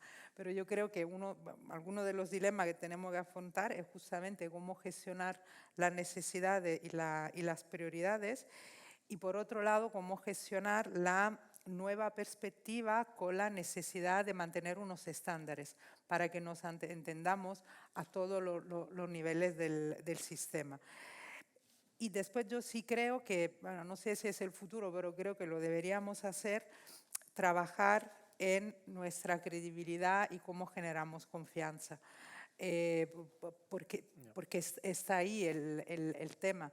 Entonces nosotros solemos ser un sector bastante autocrítico, ¿no? Tú lo mencionabas, y está muy bien, la autocrítica es sana, pero también tenemos que hacer un esfuerzo para generar confianza y para generar credibilidad. Y como deseo de Navidad, y lo dejo, ¿vale? Muchísimas gracias. Otra punto Sí, que sí, por había favor. olvidado es que el otro esquema lo he quitado porque es precisamente el problema, es que es muy top-down, ¿no? La población afectada está abajo del esquema, pero realmente deben ser socios, deben ser parte del diseño de los programas, la voz de la población afectada. Y ahora estamos tratando más de incluir estos agentes locales, representantes de población afectada dentro de la toma de decisiones y cómo diseñamos la respuesta humanitaria. Eso es. Muchas gracias. Son muchos nuevamente los elementos, consciente del tiempo. Se me ocurren muchas preguntas, pero me gustaría abrir el debate, que podáis plantear preguntas, comentarios, por favor. O sea, tenemos tiempo y que queremos que este espacio sea también para eso. Y con lo que daríamos eso, continuación, seguimos con el debate. ¿Alguien? Sí, por favor. Habrá un micro que llegará, imagino, rápidamente. Si os podéis presentar muy brevemente para entender si venís de alguna organización específica y luego eso, plantear vuestro comentario o pregunta. Podemos tomar varias, a lo mejor 2 o 3, y luego ver cómo reaccionar. Bueno, hola, buenos días. Muchísimas gracias por la mesa, por la discusión, por todo lo que han aportado por ahora. Mi nombre es Katia Ekaterina. Ahora mismo estoy en la Cruz Roja Española. He estado durante un año en Ginebra en el Comité Internacional de la Cruz Roja. Me pareció súper interesante todo lo que han hablado. Tengo muchas preguntas, pero sobre todo una a raíz de varias cosas que han dicho a lo largo de toda la sesión, ¿no? El valor de la coordinación. Han nombrado muchas cosas como la responsabilidad, han hablado del valor de compartir, incluso compartir sin los logos, sino traer la información para que sea accesible, ¿no?, a otras organizaciones, para que sea abierta al público. Han hablado ahora de la credibilidad y me pregunto, porque es una palabra que a lo mejor se me perdió, pero ¿cómo funciona con el tema de la confidencialidad? Porque tenía entendido, soy profesional muy junior, así que igual es una percepción mía, pero tenía entendido que muchos datos con los que trabajamos son tan confidenciales que me cuesta imaginar una base de datos compartida incluso dentro de organizaciones. Muchas gracias. Muchas gracias por el comentario. ¿Algún comentario más? ¿Una pregunta? Por favor. El micro llega.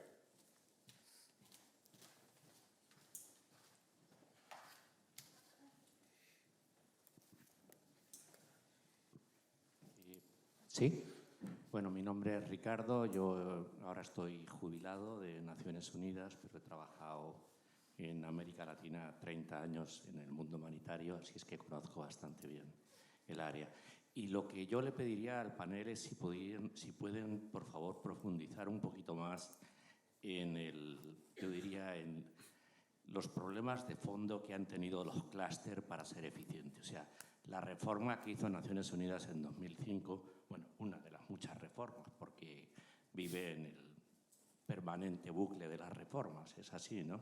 Pero trajo muchas expectativas y mucho optimismo en el mundo de la coordinación humanitaria.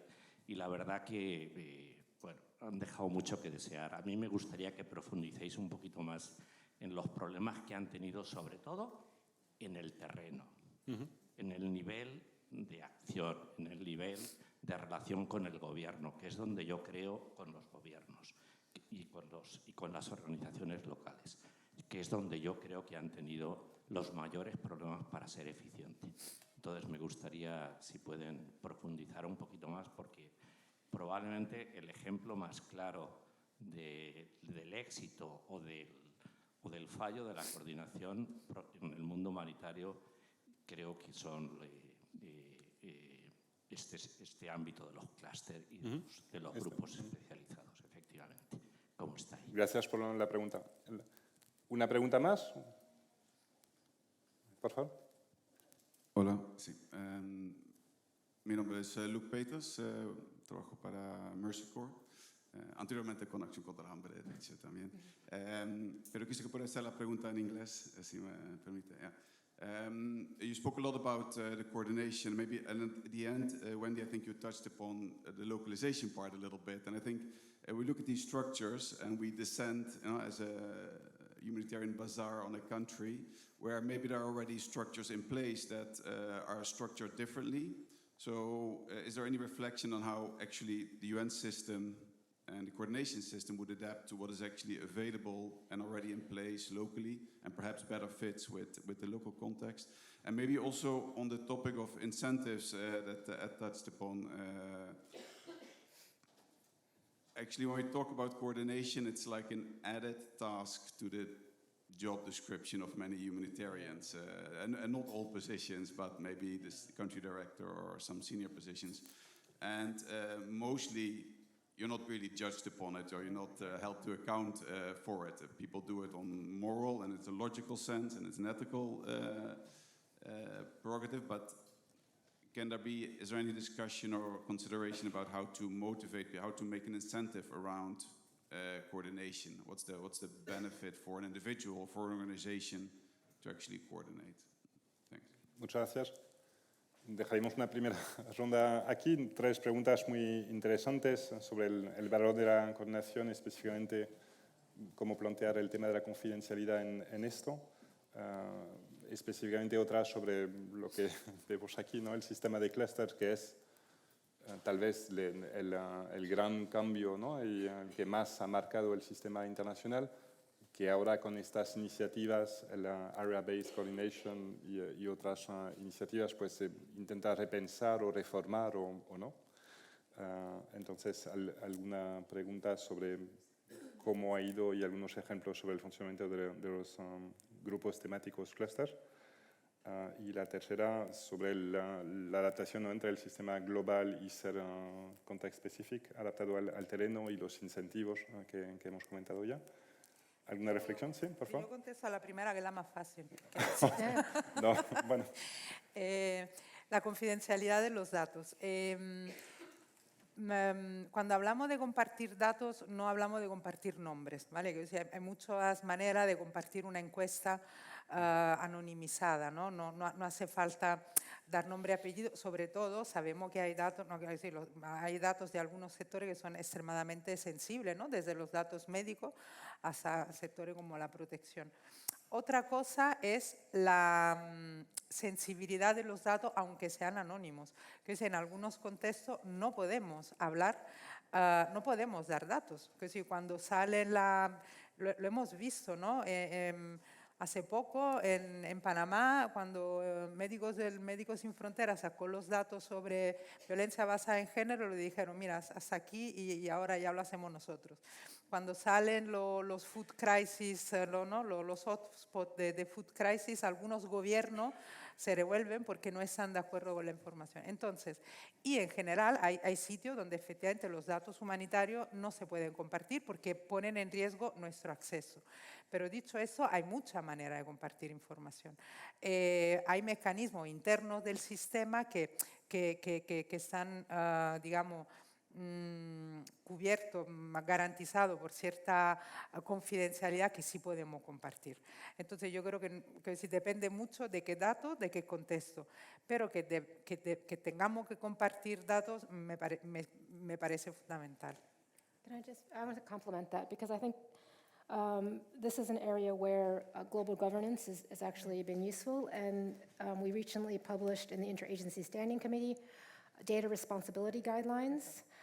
The UN has a global digital compact, and ICRC is coming out with also guidelines on use of artificial intelligence that respects humanitarian principles.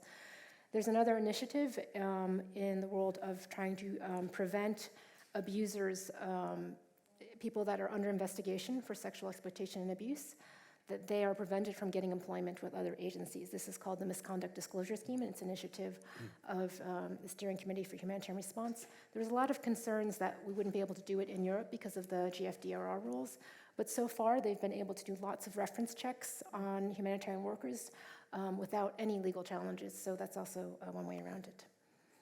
Gracias. ¿Puedo seguir con la segunda encuesta? Por favor. Did you have something to add on data? On the data? Anything else, yeah? Yeah, on the data, one particular point, Wendy in a way already went in that direction. I think what we need to do is ask ourselves much more often the question, what is the data we need? And particularly also, I mean, you know, because a lot of times then we hear the agencies, if we ask that question, yeah, no, the donors require that from us. And then we go to the donor and not entirely clear. Indeed, there's definitely some concern within donor ministries. I don't hope this is seen as just a criticism. It's not a criticism of Spain. It's much more in general. No, you know, we need to make sure we know. So when the minister gets a sensitive question in Parliament on how taxpayer money is spent, of course, you know, it's out of a fear, if you see what I mean, right? I mean, so that is why we need as much data as we can. Sorry, really? What is it that you need to know? Obviously, the most sensitive, well, there's of course then always the discussion on numbers, certainly in politically charged, which in a way are all humanitarian situations nowadays, but you know, the more politically charged, the more sensitive the data issue is. Who is collecting the data, who has it in his possession, and so on. And already the discussion starts on numbers, of course, because that will decide on the size of appeals. I mean, the funding request as such. Clearly, when one talks about data on protection, so violations of human rights and international humanitarian law, things become much more sensitive. I would say, fortunately, ICRC, so the International Committee of the Red Cross, particularly led a process since more than 10 years now to develop standards in the field of protection. That includes now also, in the last edition of these standards, a particular chapter on data protection as such. So how do you use sensitive data, basically? But again, to go back to the beginning, I was mentioning the Bangladesh example. I was very surprised, but UNHCR started to collect biometric data of the Rohingya refugees. At that time, so we're talking 2018, I mean, the Swiss passport wasn't even biometric data. So why on earth are you collecting it in that situation? And in whose hands? Because obviously the government of Myanmar wants to know who are in those camps. So, you know, and my biggest surprise, I asked UNHCR, why are you collecting biometric data? And the bizarre answer was, you're the first one to ask that question. So again, you know, goes back to, so this was just on the data. There were two more questions on the clusters. Yeah. I'm sure we're coming there. Yeah. Imagino que en los clusters sí, algo... pero solo ayer han dicho que estamos como en una inundación de información, pero con hambre de análisis, ¿no? O sea, eso es como utilizamos la información. Para los clusters quería decir que no son solamente liderazgos para las Naciones Unidas, también hay liderazgo de la Federación de Cruz Roja y Cruz Media, hay también ONGs, y siempre, bueno, el problema era la comunicación de cómo se estructura la coordinación a nivel nacional. Nunca hemos dicho que tenías que poner 11 clusters en cada respuesta. Hemos dicho, tiene que ser adaptado al contexto específico, pero había tal vez una misinformación, tal vez había incentivos que eran un poco a través. Y, por ejemplo, ahora cuando había la crisis en Líbano, donde hay un gobierno que funciona, que está estructurado, el coordinador residente ha dicho, no pones la estructura de coordinación humanitaria en nuestra respuesta, utiliza lo que existe ya en el país. Y eso era, bueno, hay una concientización que no debemos imponer un otro tipo de estructura sobre un país donde ya funcionan algunas cosas. Bueno, no sé si hemos logrado hacer esto, yo veo un poco de escepticismo de Ed. Pero eso sí es lo que quería decir. El flagship es como un poco como un back to basics, es decir, siempre tiene que tener en cuenta lo que hay a nivel de contexto, el liderazgo nacional, pero es bueno de recordarlo y adaptarlo con el contexto actual. ¿Sí? ¿Quieres añadir? Bueno, a ver, problema de los clústeres. A ver, yo creo que el problema, evidentemente, es un sistema, como decía Ed, basado en una recompensa, ¿no? Y por cierto, yo creo que todos, cuando participamos en los clústeres o en otros espacios, también tenemos una expectativa de reconocimiento, de visibilidad, de posicionamiento. Y hasta aquí yo creo que todos sabemos eso. Yo creo que es difícil hablar de los clústeres en general, porque después en cada país, según cada crisis, ¿no? hay situaciones específicas, pero creo que el peligro de fracaso del sistema de clúster es cuando determinadas agendas se vuelven más importantes del trabajo del clúster. Y eso también ha provocado en algunos países una absoluta desconfianza en el liderazgo de los clústeres. En algunos países ahora mismo los donantes están participando en los clústeres porque desconfían de que la decisión se tome en base a necesidad y análisis y piensan que se están tomando por agenda propia de agencia o de otros actores que participamos en los clústeres. Entonces, digamos, para poner sobre la mesa un problema, yo diría que puede ser un problema, ¿no? Que afecta la eficacia del clúster, puede ser esto, pero después yo sí creo que depende mucho de cada crisis y de cada país. Yeah, picking up on the question of clusters. First, actually, I was going to say it's interesting because next year, 2025, it's 20 years since the cluster system was first sort of introduced or launched. It's maybe a moment I was thinking sort of to rethink some of it. I mean, clearly what the idea behind the clusters was to create predictability, to create partnership, but also particularly accountability. Now, in the early years of the clusters, there were two sort of large evaluations of the cluster system, which came up with all sorts of issues already at that time. Too much process, risk of bringing in bureaucracy, lots of sort of questions around that. It's interesting, after that, last evaluation was done 2010, so nothing after, except some of the UN agencies, some that have clusters, have done now some evaluations of their cluster lead responsibility. Particularly mention UNICEF, because UNICEF, as a number of you may know, particularly leads or co-leads 4 clusters. Nutrition, education, child protection, which is actually a sub-cluster officially of protection. And education is co-led, of course, with Save the Children at the global level. And water, sanitation, hygiene, WASH. And funny enough, it's the only UN agency in that sense who actually, both in 2014 and actually 8 years later, 2022, really allowed an evaluation of its cluster leadership. How was it doing?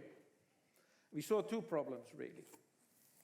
One, it had confused coordination with leadership. Coordination is not just, talking to each other.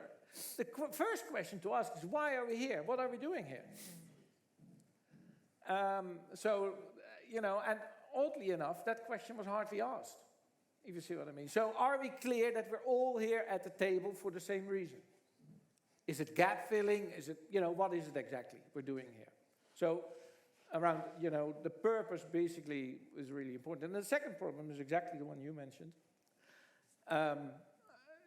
Oddly enough, the leadership, so in terms of, the chairing, the convening role is with UNICEF, and then, so the person is officially, the salary, his or her salary is paid for by the cluster lead agency, UNICEF in this case.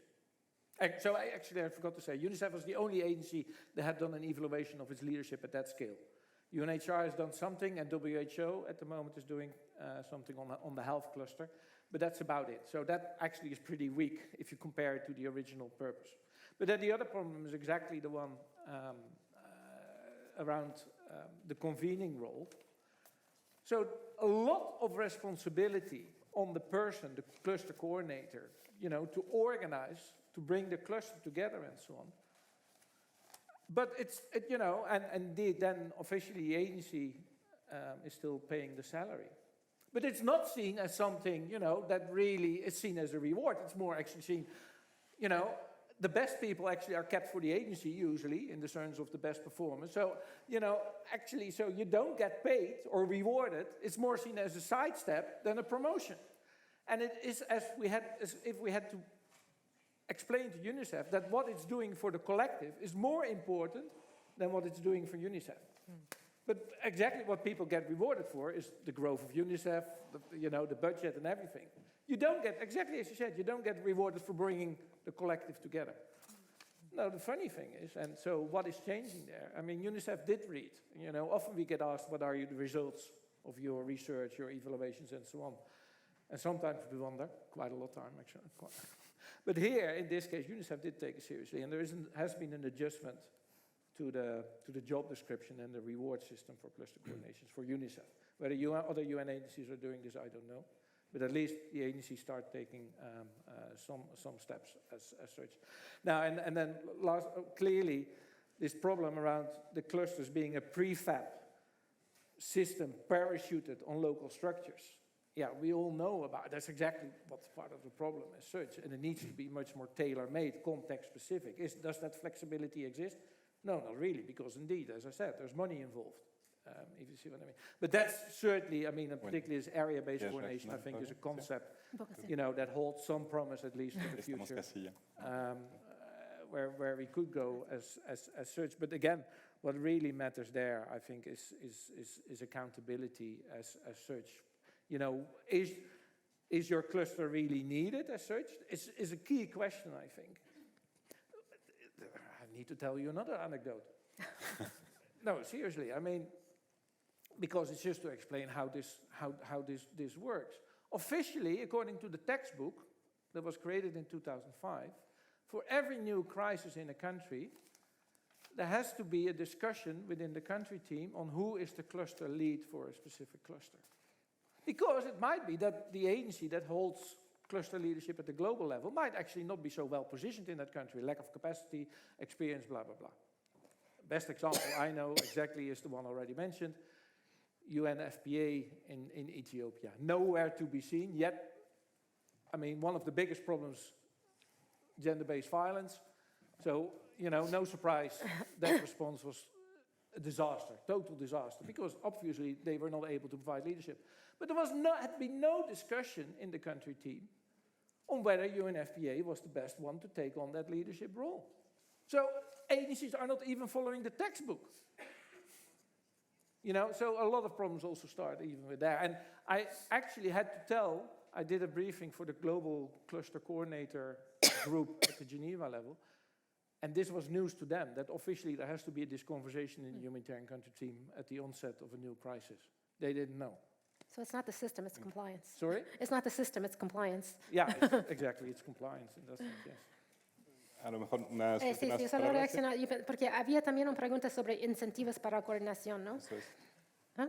Sí, entiendo que Ed estaba añadiendo algunos elementos sobre esto, sí. y si tienes algunos sí, últimos sí. elementos, luego hemos Porque de también yo cerrar. pienso que lo que hemos tratado de hacer es asistir a ver un análisis en común para desarrollar un plan de respuesta en común, y yo pienso que la evaluación de fondos en común a nivel del país, el Fondo Central de Respuestas de Emergencias y también los fondos comunes basados en los países son mecanismos para poder compartir el análisis, la respuesta y asegurar, especialmente con los fondos al país, de asegurar que los socios que son más operativos y que son más, contienen más experiencia y posibilidad de responder a estas crisis locales, podemos financiarlos.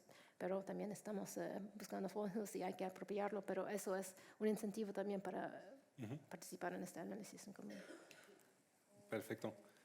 Muchísimas gracias a todos y a todas por la participación en esta primera mesa, especialmente a las compañeras, el compañero, por entrar en estos debates. Imposible encontrar un resumen fácil a esto, ¿no? Sí hemos entendido la complejidad de lo que es de este trabajo de coordinación, que a la vez es fundamental. Las iniciativas internacionales que no han siempre existido, es algo dinámico. Estamos nuevamente en un momento donde se está pensando en cómo mejorar esto.